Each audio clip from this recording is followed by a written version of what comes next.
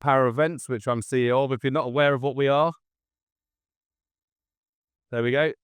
Basically, we were set up a couple of years ago, supported by most of the industry for the first time across all the sectors to define what the industry is as a showcase.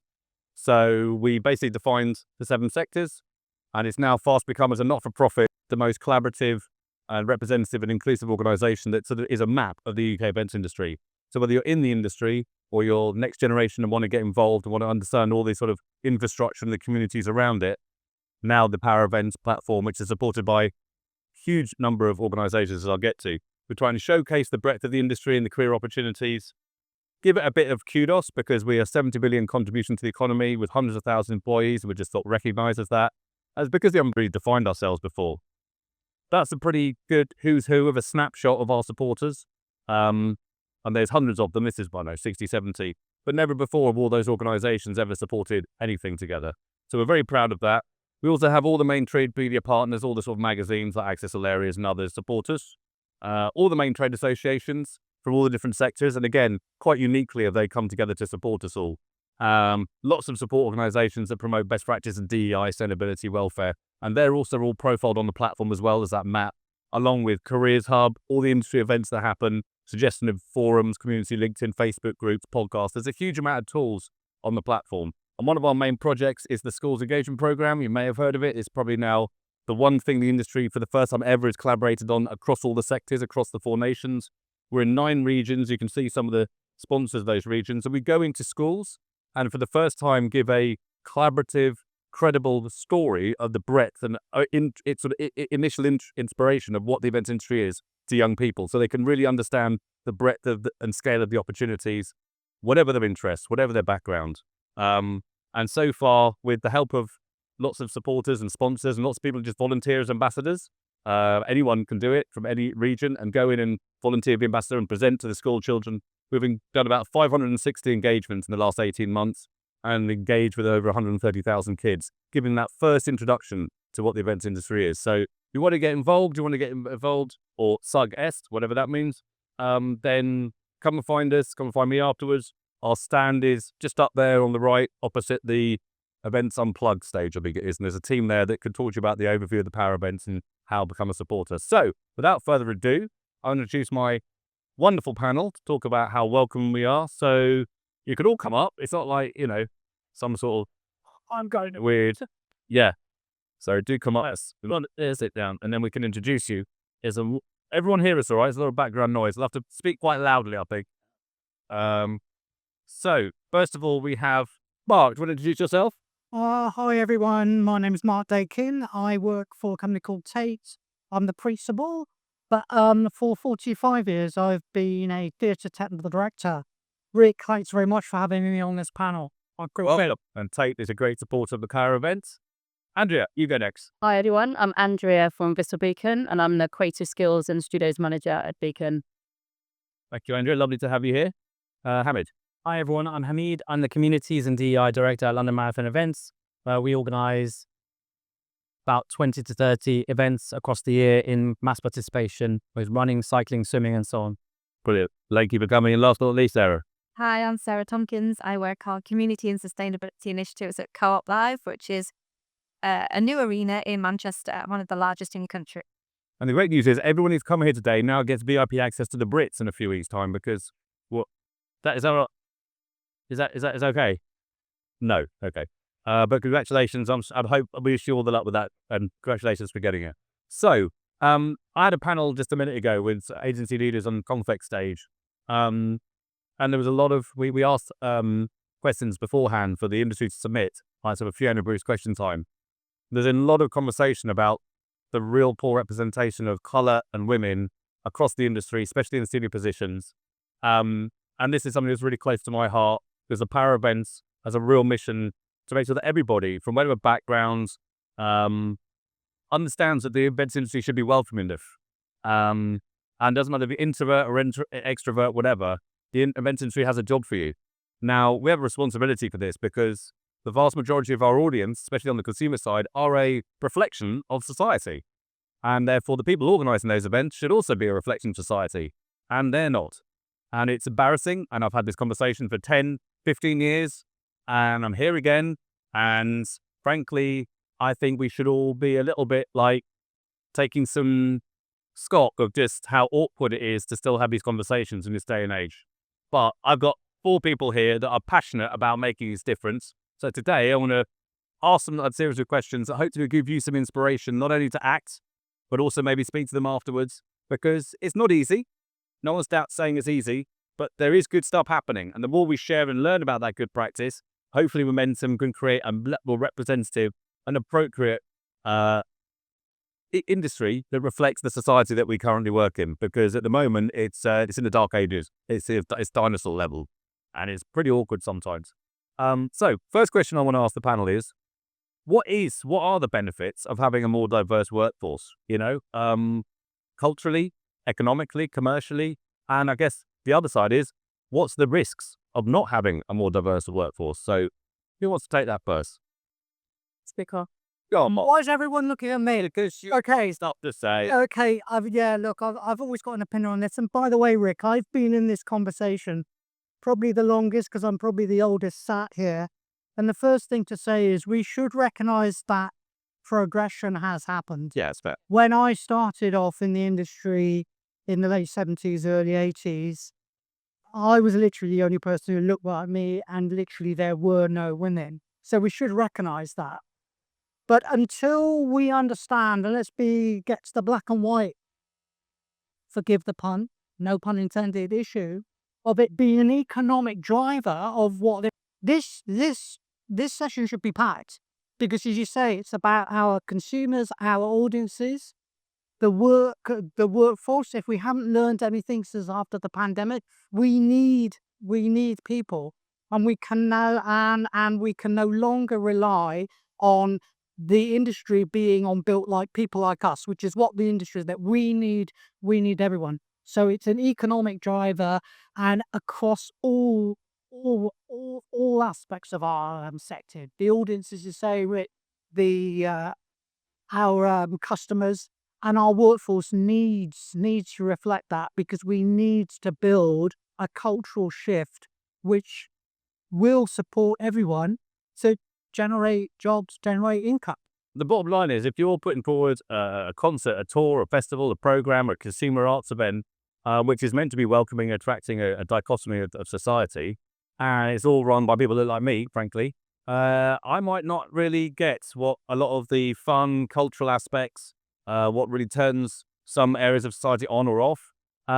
Whereas the festivals are always trying to promote, or other cultural consumer events, to be welcoming for all cultures and satisfy their, sometimes maybe cultural, sometimes food and catering. Sometimes it could be, it doesn't make accessibility, we can talk about as well, with the visible and non-visible disabilities.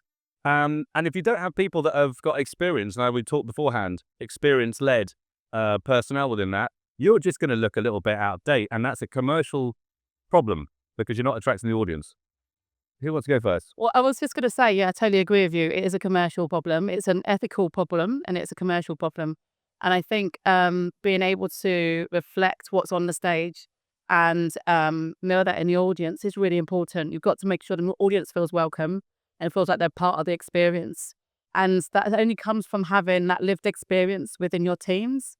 So it's really important to diversify your teams in order to create that lived and create the genuine experience outside of that as well. So, having people, not just with lived experience, going through training, going, speaking to people, understanding the cultures that you're putting on stages, and not just putting those people on stages just to make the money, but having a genuine interest in investing in your audience for commercial reasons. Absolutely.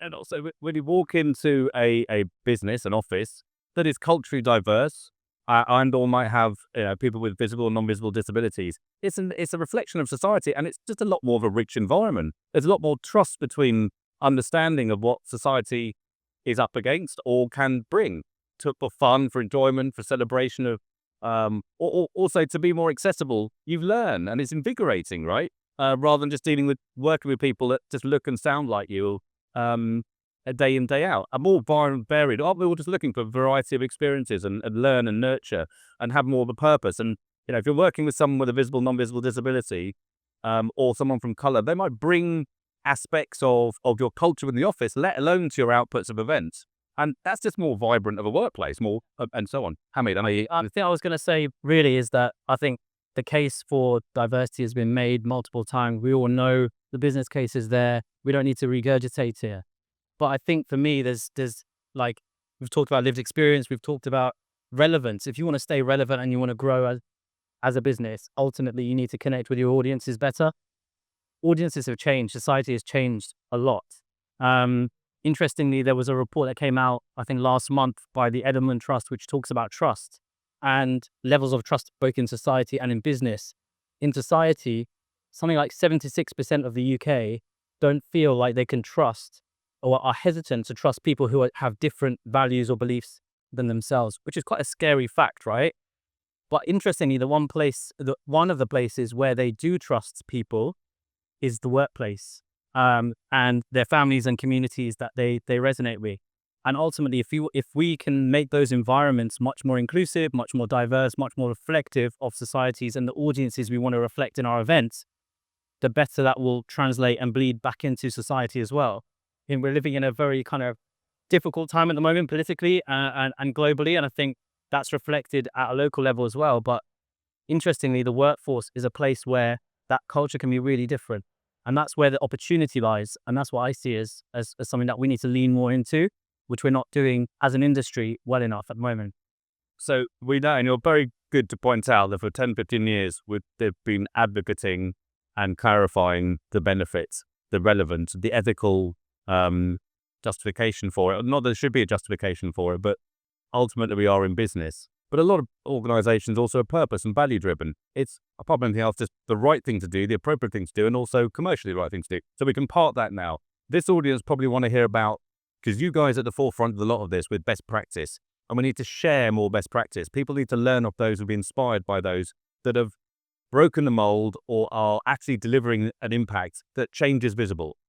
So Sarah, I know that you do a lot of work with the local community. Talk to us how you try and what sort of targets you've got, how you try and reflect where you are in Manchester with the audience, the population, and sort of the way that you recruit, perhaps, or the way that you nurture to have more of a vibrant and more diverse workforce. Because that's what people want to hear, I think. Yeah, okay. So we've got three things that we say we do brilliantly. We create an amazing space for the fans and the bands. We are planet focused, so we care about our sustainability footprint, but we also give back, and that leads into our community strategy, which is working with our local community in many different ways. I think the priority for us is making sure we recruit local and making sure that people who live near our venues see the benefits of our venue. So they are part of our team, they're our workforce. So I think 40% of our staff are within 5 miles of the venue and 80% are within 10 miles of the venue. So they are Manchester. They are representative of our city. We were lucky because we could recruit from scratch. So we were a new venue and we could make sure that we recruited the right people to support the welcome we wanted to give our fan base. And Manchester as the north is a very welcoming place. So we're very blessed to have that. Music is a leveler as well. I think everybody can experience that moment together, whether you're experiencing it through your ears, whether you experience it as an older person, younger person, whatever it is. We want people to feel that as one. And so it's really important we create that community experience in the venue. And that starts with our staff from the very welcome at the front door. Most importantly for me, that delivers the economic impact on the ground to our community, because it's not the richest place, East Manchester. It's got lots of issues. So if we can put a few more pennies in everybody's pocket in that area, where that's local supply chain, local workforce, and invite the community to feel part of this big black box, which has come into their space, then that kind of helps us with so many different initiatives that we want to work with the community on. And you've shown and can measure progression, right? And success or the improvement and the journey that you're on. And that's something you're really conscious of. And I believe it's led from the top down, right from your sort of owners. Yeah, when I first applied to work at the job, their priority was making sure women felt included and women in senior positions. We have a 50-50 male gender, female mix at our senior level, which is quite unusual in the music industry. So we've been very proactive around kind of who we hire, why we hire them, what they bring to the table, and making sure we are representative of the space we are in, the locality we're in, and the industry we want the industry to be. What sort of channels do you try and go and find the variety of society effectively? I mean, obviously they're not the traditional event channels all the time because they'll just throw back at you what everyone else has already done. So give us an example, and I'll ask the others this as well. The variety of channels that you're going to, so that you are finding candidates that are feeling welcome, whether they're neurodiverse, whether they're with disabilities, whether they're from different backgrounds. To traditional, as you say, the majority of the industry is white and in male that's seen in Netherlands. So what channels for you? What it key thing was not expecting people to come to us to recruit. We went to them. So we went to local job centres. We worked with the Growth Company, which is a council and kind of Manchester-led government body that's working with working skills. So improving people's working skills. The Growth Company, yeah. So they're working with people that potentially need to upskill to get some of the roles we're offering. So we were offering a real training package solution. So if people didn't feel they had the skills to work in our industry, we took that barrier away by working with a skills company at the same time as recruiting so that they could get that qualification and feel empowered to apply. So that was some of the basics that we did, making sure we went out to the community we wanted to hire. Excellent, thank you. And Andrea, obviously Bristol-based, Bristol Beacon. Flown in this morning. Flown in this morning, thank you. Talk to us about how, because there are some challenges with young people, as we talked about in Bristol and certain areas, as there are in all major cities and so on. Yeah. You're very passionate about not letting them slip through the net and wanting to give them an opportunity and see that the events industry has welcomed them. Talk us through that. Yeah, absolutely. So my role as a creative skills manager basically is a focus on creating opportunities and courses and training schemes around to target. Sorry, I keep getting laser feedback. You're not alone. So training schemes around supporting people to get into the events industry. So I run a project called Festival Lab, and that's for people from the Black community. And that's an 8-week project. And then it's 2 hours every evening at Bristol Beacon. And then they go out from May to September and they work in the industry to upskill themselves, build confidence and network. And then they come back to Bristol Beacon and they produce their own event as well. And then we send them out again to go and just work in the real world as well. So that's one of our initiatives. And then we work with, ages from 11 till 18, I would imagine. I think now we've extended it. So we do things like work experience, workplace experiences, because the work experience week has changed now. So we do workplace experiences where we work with alternative provision schools. So, young kids that are at risk of being excluded, upskilling them and training them and inviting them into Bristol Beacon so they can see what our venue is. We are a 4,000 capacity venue in total. Actually, I've just noticed my colleague over there, Muti. So sometimes we direct other young people to our partners in the city. So Muti over there, Nick from Muti, does a training scheme. So we'll work with our partners and our associates in the city to ensure that we can scoop up, I guess, all of the kids that are really wanting to get into the industry and provide the training and opportunities that they need. Isn't the weirdest thing is that there's such a demand and will from local employment centres, community groups, schools, for industry to reach out to them, and also like Nick from Moody, who's a big supporter of Para Events as well. In your local area, there's a lot of organisations that sort of trying to do the same thing. Some have got some practice and best practice to share. Surely there's an onus and everyone in this audience, everyone in this whole room, to reach out to their local peers in the event industry, reach out to the local communities, and just marry up the will to want to have a more diverse workforce with all those that are gagging to get a job and want and are really willing and passionate about doing the hard graft to do so, whether it's applying, training, and so on. And just isn't it just a commonsensical thing just to go for it and just make that commitment to start? And one of the hardest things is to start, I guess, and marry up the two. Absolutely. And not like there's any resistance to that, right? No, there's no resistance at all. I mean, what's really exciting at the moment is there's so many people trying to do the same thing. There's so much enthusiasm and the will is there. The will is there. It's just about researching and find out what is available in your local area. I mean, in Bristol, for example, we've got organisations like Big Team, which work with people from disadvantaged backgrounds to get them into the festivals and events industry. We've got an organisation, I think it's a London organisation actually, but M.I.C.E, and that might be Bristol or London, that help people from low-income backgrounds get jobs in the events industry. So it's about sort of researching and seeing what's out there and creating those opportunities in your own workplaces. So, if it's a shadowing opportunity, if it's workplace taster days, really simple, doesn't need to cost you. It could be really light touch, but it's just about opening up the doors so that young people feel that they can come to you and they can start that conversation with you. They're gagging to get into the industry. There's so much will there. They really want to make it work and they're desperate for jobs. Isn't the key that there's so much pockets of great stuff going on, but obviously there's no sort of one industry consolidated program and so on, and that is hard to do. And trust me, I know of the power events setting that up over 2 or 3 years just for the schools program. But if you're really willing and wanting to do this, as examples, as we've already talked about, London Marathon Co-op Live, and I'll come to Mark with Tate in a second, it's just, you've just got to treat it as a serious strategy.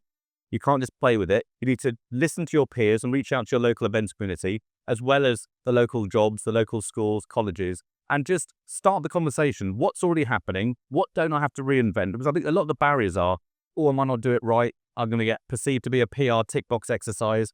I might actually make more reputational damage than good. It's going to be a lot of drain on resources. There's so much support out there. People just need to make that leap of risk, faith, confidence, and treat it as a strategic decision.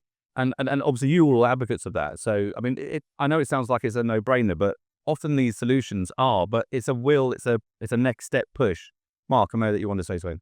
Rick, I think it's really important to also talk. I mean, look, fantastic initiatives. Absolutely agree. There's a young workforce, diverse workforce that want to come and work with us. But we have to do the work with the existing workforce and who we are. And I just want to talk briefly about the experience of the change, the culture change I did at the Royal Paris Technical Department and the National Theatre Technical Department. You know, we have measurable gains from that culture change project. We closed the 21% gender pay gap at the Opera House. We closed the 22% gender pay gap at the National Theatre. You have to give practical people, I'm a theatre technician, you have to give practical people practical steps in order to create an environment into which you can bring and sustain these people.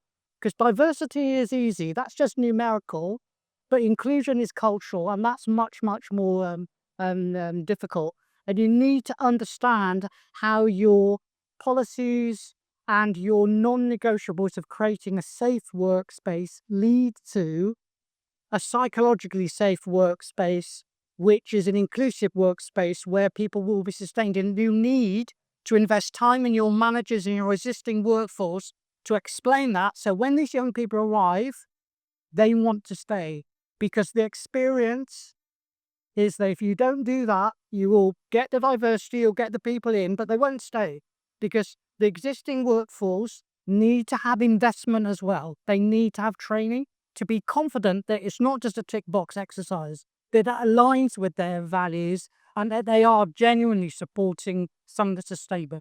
And where could potential employers or people that are advocates within organisations in this audience, where can they go to try and learn and get help from that startup, that toolkit, that training? Other organisations? There are, but I've spent the last 10 years talking about my toolkit, moving from the organisational non-negotiable of safety, just health and safety. We all agree.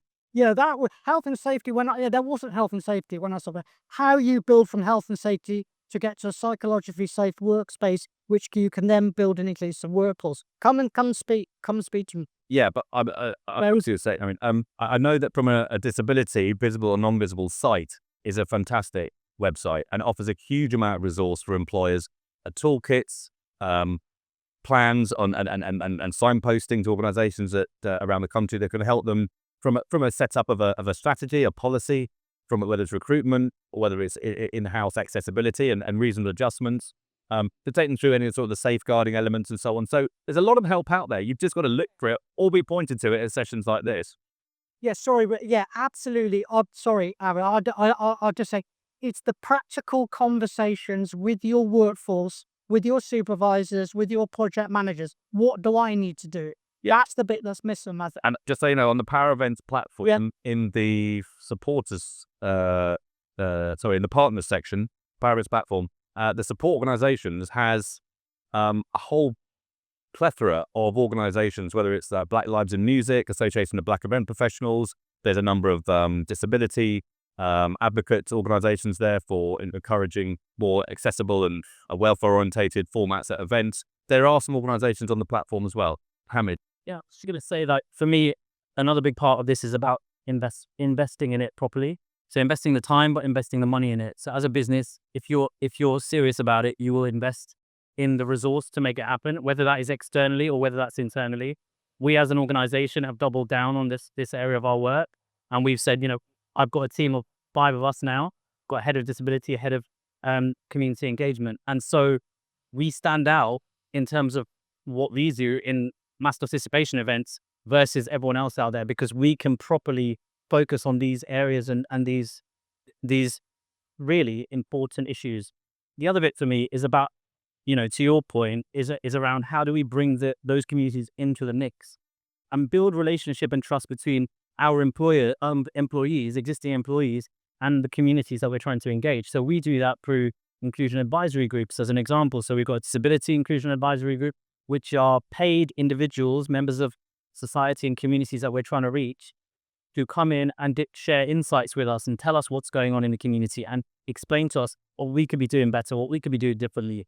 And those types of relationships then seep into the wider organization, and it becomes embedded and a bit more of a cultural shift, which you're talking about, which is really important, because otherwise it can seem like you're being tokenistic or you're, again, a tick box exercise. But this is about genuinely engaging them and bringing them into the fold of what we do and how we do what we do, which is so important. Yeah.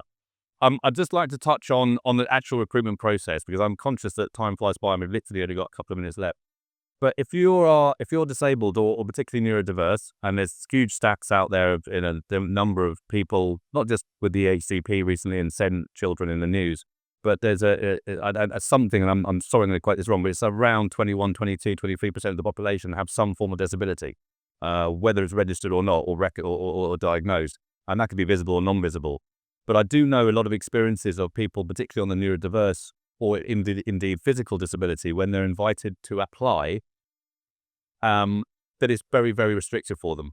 So the forms can be very confusing. The interview process can be incredibly intimidating for certain people on neurodiverse when questions are just thrown at them and they're not used to that. So there was a lot of encouragement that has been recently with certain charities to encourage employers to be a lot more, have a sort of a benchmark where everyone feels a bit more, open and able to customize a little bit the recruitment process. So if you're neurodiverse and you're thrown with a massive form, that's going to be difficult for you. Can you get some help from either the employer? Can you be asked questions beforehand so you can prep those questions before going to recruitment, which will help someone in neurodiverse? They could be amazing at the job, but just because an interview process is a certain skill set, it doesn't mean that it shouldn't be tailored back to it. Just reasonable adjustments, like you would in an office environment for people that are in wheelchairs or are hard of hearing and so on. So just, anyone got any views on how? Yes, please. But it's something that I feel really passionate about, to be honest, because the traditional application process is really off-putting for young people. Whether or not you have a disability or not, it's really off-putting for young people. And one of the things that I've been working with our HR team on, in terms of things like what the application form looks like on a mobile phone, that's one of the things that they need to consider. A lot of young people don't have access to laptops anymore like we used to. It's not really widespread as much as we think it is. Having a look at the wording you put on the website. So things like, we have our standard diversity policy wording. So having a look at how that sounds. So we've changed ours, or we are in the process of changing ours too.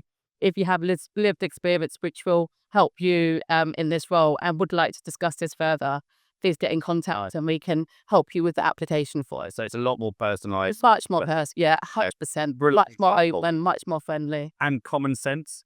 I know. You know what I mean? And so much of this common sense. And I hear more and more stories of, I know someone, or my aunt or my nephew or a friend of mine down the road has a disabled person or has someone who's neurodiverse and is struggling with some sort of form of essential discrimination of not enabling them to apply on a similar level for a job as others. I know we've raced through this, but I just wonder if there's any questions from the audience, which would be lovely. Yes, gentleman at the back. I know, it's horrendous. Not particularly accessible. So there's a microphone there for you. I was just wondering how you guys deal with sort of when diversity and equality goes the other way and you get too much. I work in a mental health ward and the culture has completely changed. There's only like two English guys in the office and the cultural dynamics just don't work. It's horrible. I know that's unkind, but it is the way it is. I'll ask you. Hannah, any views on that? I think whatever happens, you need a balance, and you're absolutely right. It can go completely the other way, and you do need a balance. You need a balanced workforce that reflects the environment that's outside of that particular organization. So whatever happens, it needs to be addressed. So it can't be one way or the other. As long as it's reflective of the role that you're doing, that's the most important thing. Any other questions from you? Yes, lady there, please. Thank you. Hi, thank you. I think everything you've been sharing is very helpful. As a woman of color as well, working in the events industry, there's so many barriers. To add it to the complexity of this, I'm not from the UK. I've been working in the events industry in the UK for few years. But I think my biggest barrier at the moment would be visa sponsorship for events. I see a lot of job advertisements saying that we welcome people from a diverse background, diversity. But at the same time, they will say that there are no visa sponsorship. I don't know if there's anything that are being done about this or what your views on this. Okay. Any views on that? I don't know whether I have a view or have a right to have a view, but I think international visas and international working is a slightly different thing to an inclusive workplace for everyone. We would love to be able to open the doors to everyone from all over the world because that would make us, but that's a government policy thing, and I don't know I mean, we're still trying to repair Brexit, so, let alone international visas. And I think that situation, to be blunt, from working in an international company is getting more and more difficult for my American colleagues to go and work in Europe or go and work in China. It's very, very difficult environment. I'm sorry. It's a great question, though. It's a great question. Good luck. One more from Nick, and then we've got Vinny. The benefits I think are really clear, and I think that and I think you'd be hard pressed to find a chief executive who would refute any of those. But what would you say to that chief exec who then kind of looks at it all and kind of goes, yeah, that's all great, but just now's not the right time. It's a little bit too much work. Or possibly even, our culture feels quite good as it is at the moment, and do we want to kind of rock the boat? What would what would you say to that chief exec? To that white ball chief exec. So that what? I would say, do you want to get left behind? Because other people who are steaming ahead and who are properly engaging people from different backgrounds, especially from an audience perspective, and who your clients are or who your customers are, I think that's really important in terms of staying relevant as a business. So if you're not reflecting that internally within your business, or you believe you've done enough work, you're kind of potentially hampering yourself. So I'd come at it from that angle. Sarah, I know that you wanted to say something. I always find that the chief execs or finance directors or stats and facts are really helpful. Just point to the fact the future of Manchester is going to look like this. This is the diverse makeup of our young people. Gen Zs are a future of our organisations, concert goers. If we don't reflect that in our own work, also not going to be reflecting the true picture of who we should be and who we should be talking to and representing. So there's loads of stats and facts out there around your population figures in the future. Also stats and facts around the impact of diverse workforces and the profitability links and the cultural links. So use the stats and facts to create your argument, which makes it undisputable. Couldn't have said it better myself. I'm afraid we have to end it there because of time. We started a bit late. Could you please join me in thanking Mark and Andrea and Hamid and Sarah for today? Thank you very much, guys. Really appreciate it. Fantastic.